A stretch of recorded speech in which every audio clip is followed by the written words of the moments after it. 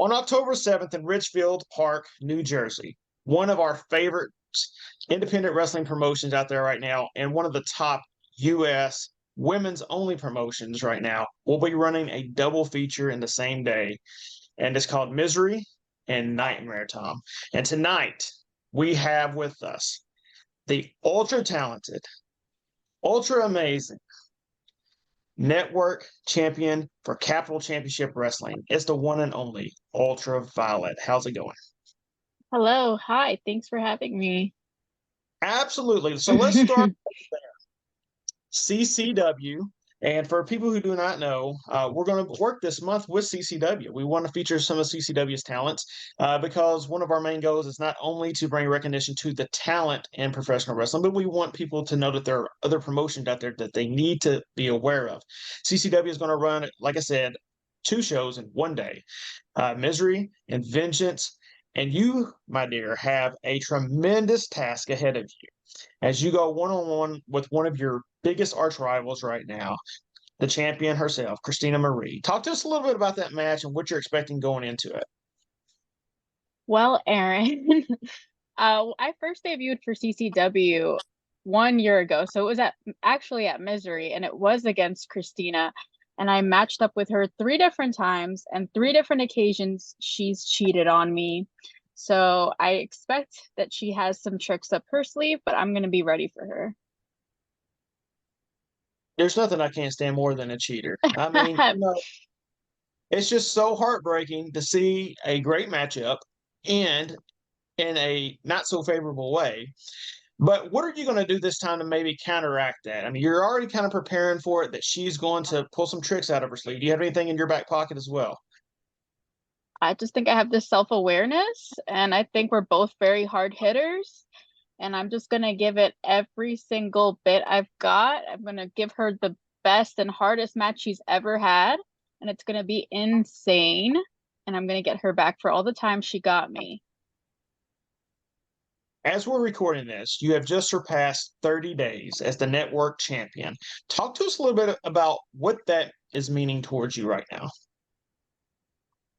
Oh my goodness, it means so much. CCW was one of the first companies I was a part of coming out of like the pandemic. They have such a great locker room full of strong women, and there's so many talented people in that locker room, and to be the champion means so much to me. Now, talk a little bit about the talent that's there. I know that there are some that are there very often, and then there's new ones coming in all the time. Is there anybody that you're looking forward to matching up with, maybe down the road after you win this title? Oh man, I haven't given that much thought. I'm really focused on this match coming up first. I want to get that out of the way before I like try to think about another opponent, but there's so many girls. Like I feel like I've wrestled most of them already, but yeah, I don't know. It's hard to pick. I'm always glad that I'm not the one that has to pick.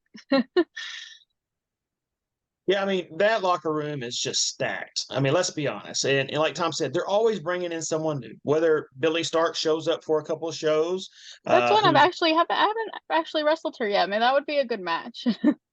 well, we got to get that one down for sure. King right now setting the world on fire over on Impact Wrestling as well. Of course, one of our favorites, and maybe she may not be one of your favorites. She's one of our favorites. It's Rebecca Scott. So, Uh, there's so many great talented women over there right now for you to go one on one with. Does that make you push yourself more? oh yeah, absolutely. I feel like what's that quote? Like you are who you surround yourself with, right? And like when you have like strong competition, it like makes you push harder. Like you don't want to be the weakest link. You don't want to be the one that's like slacking in the locker room. You want to be the best, you know? Now, are you somebody that tries to watch all the matches and kind of like pick out, what's really good, and is there things you can incorporate? Yeah, yeah, definitely. I love watching them. I recently just actually did watch Rebecca, and I was like, oh, this would be so challenging and so much fun. Kylan, I wrestled her not too long ago too. Like I love watching women's wrestling in particular. And it seems like coming out of COVID, some more all women's promotions really started to pop up. Where before COVID, I didn't feel like that I was being introduced to women's wrestling on an independent level with all women's promotions. Are you kind of seeing that as you're finding shows to be a part of, that there are more all women's promotions kind of popping up as well? I know the West Coast had like Mission Pro during the pandemic, and they're like mostly women. But I would say the East Coast definitely they have like CCW. We have now we have like Ladies Night Out, and I know Ladies Night Out existed before too, but like more so on the East Coast now. And they got MCW. They have their Ladies Night Out. It's definitely women's wrestling is like I guess they would say popping off in the East Coast. And for you, what is something that is missing in women's wrestling right now to help it really go to the mainstream, to the average just wrestling fan? You know, I could ask that a lot, and I really do think like it's in the best place it's been thus far. Like, I don't really think it's missing anything. We have our hardcore wrestlers, we've got like the technical wrestlers, we've got the high flyers. I think like women's wrestling right now is so very well rounded. Like, I don't know. We have like there's a streaming services, there's like pay-per-view. Like, there's so many ways for you to get access to this. YouTube, like title match on on YouTube. Like there's so many ways for people to watch us. There's so much exposure. There's so much talent. I feel like definitely wrestling is like women's wrestling is in like its best place it's been thus far. I think so. Do you disagree? No, I 100% agree because, again, it's one of those things with the pandemic. I was able to catch more wrestling than I feel like I had in years because when television shows weren't running because they weren't able to film, Hmm. uh, it was easy to go to YouTube and things like that and start paying attention to different talents. And we actually started our podcast, during the pandemic when the world was kind of shut down. There wasn't nothing really for us to kind of do. And we had discussed it for years and never would do it. And then, thank goodness, unfortunately, life did slow down for us, and we were able to jump into other avenues. And I think a lot of wrestling fans did too. I mean, I really started paying more attention to the independent promotions tremendously, and I know Tom did too during the pandemic.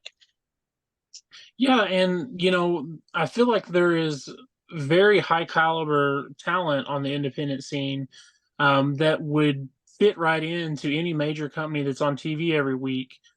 So it's fun as a fan to go to these local shows and be able to see top-notch talent. And I think that is really pushing and helping the independent business. There's so many avenues that you can go down. Speaking of which, are there promotions that you would like to work at and try to maybe learn their style and different things? I know you've kind of wrestled in a lot of different places already, but do you have anything that you have your eye on? Right in this like particular moment, like not thinking like 2 years ahead. Like I would love for this upcoming year to go to Japan. I feel like everyone has been going to Japan, and it's not like this super surprising like special thing, but I still think it would be so special to me. It would be so much like fun. I feel like the way I was trained and coming up like was in the style where like you learn drop kick, and then when you master that you move to suplex, and you like, you know what I mean? It's like scaffolded in the same kind of fashion that they're taught over there. They're very hard hitting, they're very intense. Like I love watching their women's wrestling. And like during my like experience during the pandemic, I was stuck in New York. We had so many restrictions here. Like we had a curfew, like we couldn't go outside. Everything was shut down, gyms, everything. And when I was stuck at home, Sumi Sakai, she like took me in like if I was like her baby daughter, and she would bring me to her house in New Jersey, and she would bring me to her school, and we'd watch like wrestling, we'd watch movies, she would feed me, she'd cook for me. She used to make me like this big it's like a sumo wrestler soup. I don't want to mispronounce it. It's like I think it's chanko b something like that. I don't want to be insulting, but there's just so much culture. I tried sushi for the first time. I tried ramen for the first time. There's so much food like that she made me try that I never experienced before, and I feel like it would be a good full circle moment, testament to like my wrestling career thus far. I have to look up what the name of that soup is. And you mentioned training, and I found this very interesting in researching you, and you've been very open about it. You used to save your lunch money Oh my gosh, uh, yes. so that you could afford to go to wrestling school one day. And it wasn't necessarily the wrestling school that you wanted to go to, as you want to go to WWA 4 down in Georgia, but you ended up going to House of Glory. And for people who do not know, House of Glory, the Amazing Red, in the early 2000s, I became aware of him through tape trading, VHS taping. I'm showing my age here. And his style just blew me away because he was the hybrid at the time. You know, you actually had your high flyers, you had your people who could work the Japan stiff style. Red really incorporated it all together. Did you find that in your teachings through your learnings through Red's teachings that you were able to incorporate that more? Oh my goodness, yes, I think you put it together perfectly. Like when we do his training, you don't learn like the style that you want to learn. You have to learn everything. He makes you learn everything, how to take everything, how to do everything. You do some rope work, you do like some moves, you do like strong guy moves, you take everything, and it's like really difficult because like there's always, you know, your favorite classes when you get to do your favorite stuff, and then there's the classes that like really push you that you're like, oh man, I kind of want to just stand on the side and sit this one out, but like you can't because it makes you better. And he definitely he doesn't let you like he doesn't let you like step to the side and watch. You definitely have to like try and be your best and do a little bit of everything. And it's been great because there's so many times where I like didn't want to try things or do things or take moves that like the really crazy ones, and then I'm in certain situations where I'm doing these moves and I know like how to get my way out of them or how to take them safely, or like, you know, I'm always prepared because of our training. So it's like it was bittersweet when I was learning how to do it, but looking back at it, I'm very like grateful that I ended up in those classes. All right, quick question as far as the training goes, because one of the most spectacular moves I ever saw Red, and it blew me away the first time I ever saw him do it, was the Spanish Fly. Have you had to take the Spanish Fly yourself? I have done the Spanish fly actually, and I almost broke my neck doing it because I don't have, I mean, I do have a great bridge, but like it's not Amazing Red's bridge. But yeah, yeah. He actually taught us that. We have like this big massive crash pad, and like we kept doing it and doing it and doing it till I figured it out. But yeah, I haven't taken it yet. But watch, you probably just jinxed me. So we all know that in pro wrestling, once you get the moves down and once you become a good in ring talent, there's also the other piece of it, which is looking the part, acting the part, and building your character. And I want to say that the way you choose what you wear as gear, to me, it really pops off your whole character. If you can kind of tell, I'm like I collect a lot of toys and I have a bunch of micro brawlers, and you're very toyetic, and that's something that I think for pro wrestling is very important because it stands out and it makes you look like a star. How did you decide how you wanted to go about um, developing your character and then the way you look in the ring? Oh, well, I think like even when I was little and I would watch like wrestling, I would use all the printer paper and like I would go on like back, I don't know if I'm aging and dating myself, but like they used to have like fan pages. And I'd go on the fan pages and save all like the photos from the gallery to like my computer, and I'd print them out and waste like all the printer paper, and I would put them in a binder. And like the binder would have all their different like the divas outfits and stuff, and I would take like little bits and pieces of each outfit and like draw. I used to draw like my own outfits, and I have like to this day I have them like in storage around here, but like it's just pages and pages of different outfits and like things I drew for myself, just inspired from them. And now I still kind of do that. Like I think that just established like a standard in my head, like of what I wanted to like to carry on and to like I guess to exude. But I would just say wrestling. Wrestling is a great inspiration. I feel like people to this day are still taking ideas from like past from the past, you know? Now, are you someone who makes their own gear, or do you have someone else make it for you? I make my own jackets and I like draw my like my where I want to place the rhinestones and like what I want to do. I can show you. I have one right there that I'm working on.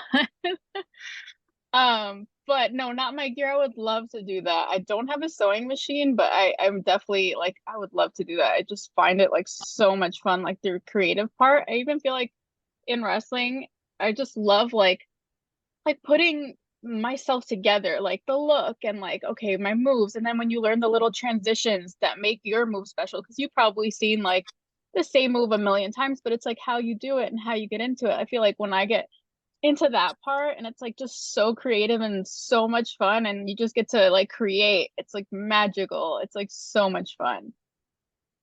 I don't think the average fan understands how much wrestling gear actually costs, Oh you yeah.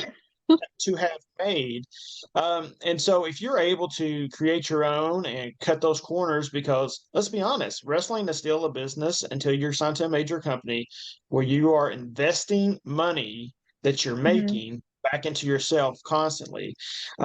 So on the average, if you were to ask someone to make gear for you, what would be the roundabout cost that gear could possibly cost someone? Oh, that's like a it's an interesting question. Before the pandemic, I feel like before the pandemic was really before AEW like really happened, right? So before the pandemic, we just had WWE. WWE kind of had their own gear makers. So they were just indie gear makers. So the cost of gear was much cheaper. It was like everyone just kind of paid in the indies for their gear. It would be like, I mean, I paid like like maybe $200, whereas now everyone's signed and everyone needs like TV gear and everyone has like deadlines and you're just kind of on like a giant wait list and like things have to get done. And like if you want your gear, it might cost you way more. Like I just paid 700 for a pair of gear. So it's gone up a lot. Yeah.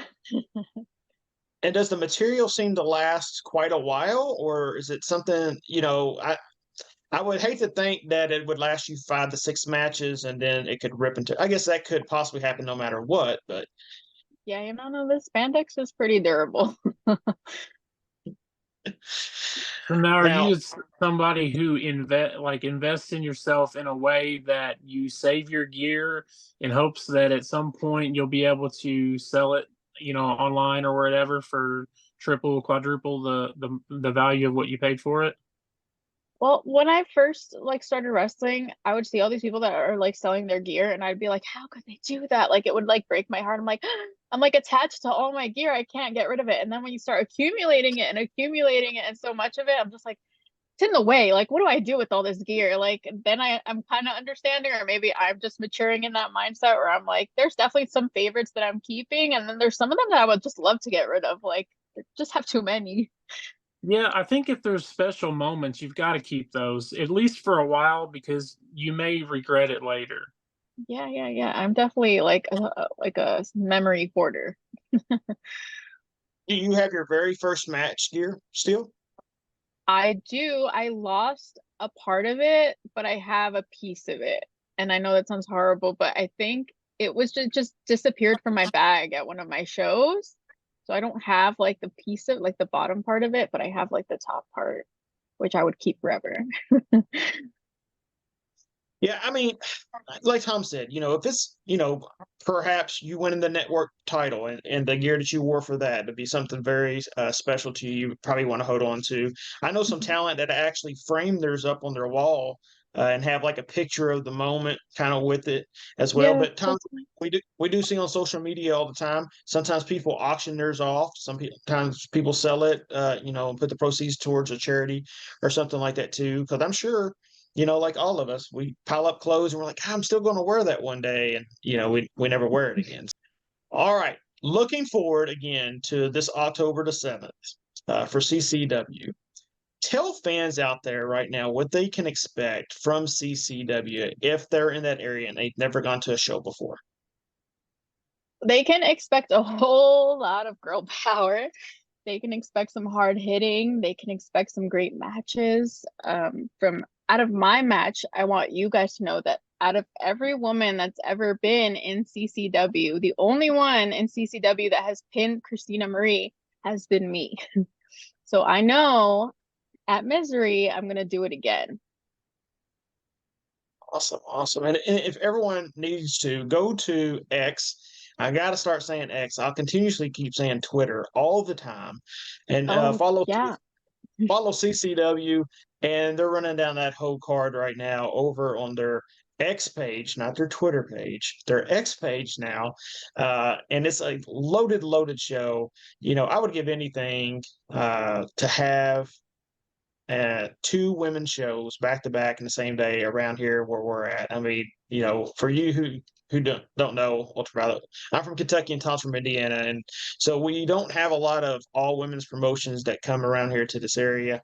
And man, I'd give anything for all that talent and for the fans out there. If you pull that up, you're going to see stars who are involved in multiple promotions all across the U.S. And you're also going to get to see the new CCW Women's Champion. Oh, yeah. Ultra Viollette. Thank you. I love that. Crowned that night. I mean, why would you not want to go? And I can say that because Christina Marie's not a guest on our show, so I can say that. So, yeah, it's pretty She easy might to bully do. you into changing your opinion. She may. I better redact that as well. Ultra Viollette, tell everyone where they can find you on social media. I do not have an X or a former Twitter. I don't have one of those, but I do have Instagram and TikTok, and they're both at the THE Ultraviolet. Awesome, awesome. You got any merchandise anywhere people can pick up as well? I do. If you go to the link on my Instagram page and you click on it, there's the merch page on there. There's actually, I just put up today some gear for sale on there.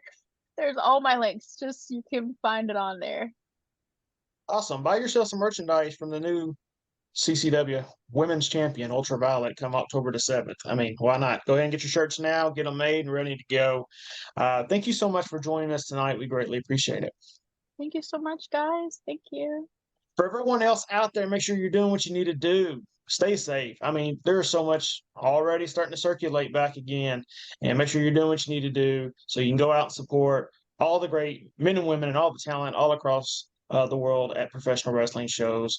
For myself and Tom, we want y'all to hit that subscribe button, and we appreciate all the support. And speaking of CCW, you may not like this either. Don't forget to pick up a copy of my book, Ascending the Queendom. Yes, that's Rebecca Scott choking out Nikki Duke on the front cover of the book. So sorry, Nikki Duke. I mean, sorry. But pick up a copy of that at Barnes & Nobles as well. And if you have not yet, pick up a copy of my daughter's new release, My Zombie Doesn't Like Pickles. All of them have been on the bestsellers list. We greatly appreciate it. For myself, Tom, and Ultra Viollette, and CCW fans all across the world, we appreciate y'all. Enjoy your week.